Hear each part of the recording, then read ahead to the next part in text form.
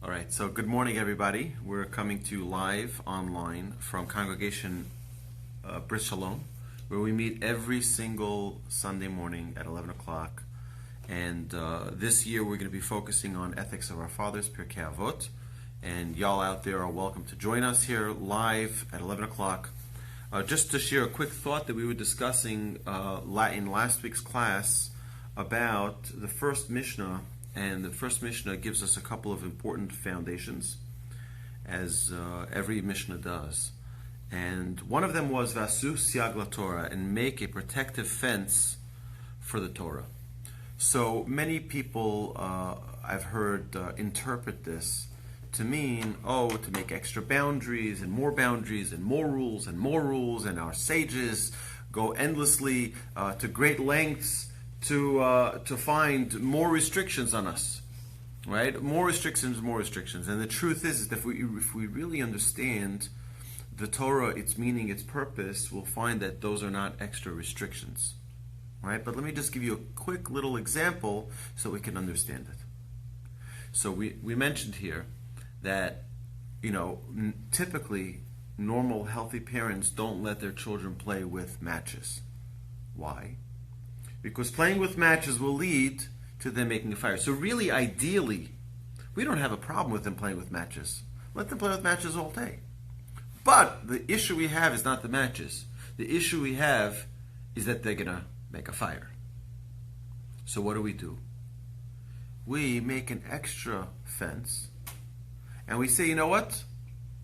In order for them not to get to playing with those matches and making a fire, we're not going to let them play with matches. Right? Because typically we don't have a problem with children playing with sticks, right? With pickup sticks, right? You know the game of pickup sticks, right? So we don't have a problem. But the problem with playing pickup sticks with matches is that those matches can be ignited and it can cause terrible damage. Right? So we understand that concept very carefully, very, very clearly. And it makes all the sense in the world that when you have a child, you don't give them matches, because the result of them playing with matches is going to be lighting a fire. So too our sages understood that by someone desecrating the Shabbos, it's playing with matches literally, right? So our sages tell us, you know what? Let's create a protective measure so that we don't get into that trap. It's the equivalent. When we understand the great awesomeness of the Torah, we want to create every single protective measure as possible so that we don't fall into playing with that fire. Right? So there's nothing wrong halachically riding a horse on Shabbat. There's no problem with it. But our sages understood that by riding a horse, you're going to, and actually I have a friend of mine who told me this, an incredible story. He went horseback riding with his friends. And then, they got a little tired, and they found this nice tree, and they realized, because they're really high up, they're close to the branches, so they were holding onto the branches, and they broke one of the branches. Then he said, you know what? Our sages were right. That if you ride a horse, what may happen, the result may be, not that while it's running, so fast, you're just going to grab onto a branch because why not? Let's desecrate the Shabbos. No, they understood that you're going to be hanging around with your friends on the horses, and you're going to be all high up. You're like, hey, let me see if I can reach this branch, right? And by mistake, not intentionally, you're going to come to breaking this branch. So our sages say, you know what? Don't ride the horse. Don't play with those matches. Because you play with those matches, what's going to happen is the next step is we're going to light the fire. So to understand protectiveness is a very easy thing for us to just say, well, the rabbi just wanted to make our lives miserable. It's not true. On the contrary, the purpose of Torah is to be happy. The purpose of Torah is to make our lives fulfilled and perfect. It's when we don't understand the meaning of the Torah that everything seems like a rule and a restriction. I remember one of the things that we learned in rabbinic school was, I asked the rabbi once a question, not my rabbi, and the rabbi said, "Oh, you can't do it, prohibited." Then I went to my rabbi. He says, "There's no problem restricting everything." He says the job of a rabbi is to understand the halacha well enough, to know the law well enough, to know when it's okay for you to do it. Right? Just to say everything's prohibited, right? You don't need a rabbi for that. Right? The rabbi needs to know halacha doesn't mean everything's restricted. To know halacha means you know when it's permitted.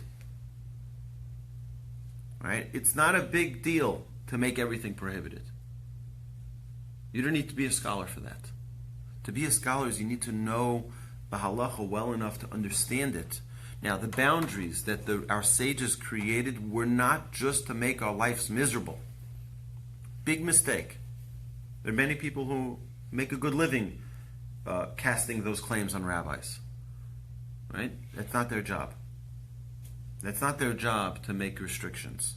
And by the way, whenever those restrictions were placed on the Jewish people, it was accepted unanimously. So today we can't just come and make new restrictions. It has to be unanimously accepted by the Jewish people. So with that, we understand the end of the first Mishnah, which says, "Vasu siyag Torah," make a protective fence around the Torah, meaning don't play with matches. Not because matches are a problem, but because the result of playing with matches will be lighting that fire. So with that, my friends, we sign off. Thank you very, very much for joining us online. You're welcome to join us here live at our classes, and you're able to hear the rest of the Mishnah.